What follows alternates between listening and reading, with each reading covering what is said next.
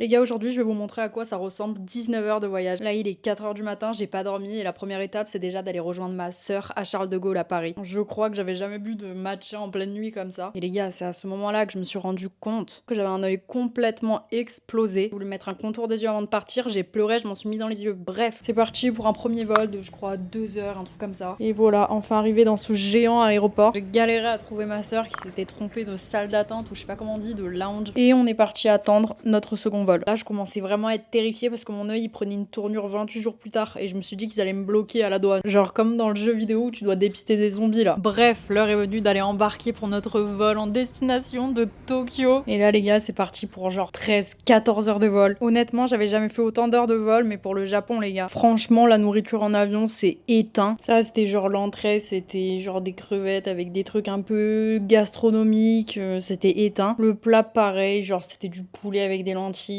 bon ça se mange mais en gros c'était éteint. Dessert, entremets à la framboise, la mousse elle était pas trop mauvaise. Une fois le repas terminé, on est directement allé dormir en fait. On était en nuit blanche, on était épuisés. Et voilà, quand je me suis réveillée, on était au-dessus de Séoul. Petit déjeuner, il rattrapait grave le repas de la veille. C'était vraiment bon, il y avait de tout. Alors en plus, au-dessus de Séoul, c'était genre le rêve. On a eu la chance de voir le mont Fuji vu de l'avion, donc trop beau. Et voilà, hein, bien arrivé, on a pris un taxi, on est allé à l'hôtel. Je vous parle même pas de l'état d'euphorie dans lequel j'étais. Franchement, c'est simple, je crois qu'on a posé nos valises et on est ressorti peut-être dans les 30 minutes. En plus, j'avais pris l'hôtel à Shinjuku, donc tu sors directement et t'es à Shinjuku. Je sais pas comment vous expliquer, c'était un des plus beaux jours de ma vie. Bref, allez, la suite dans un prochain vlog. Bisous!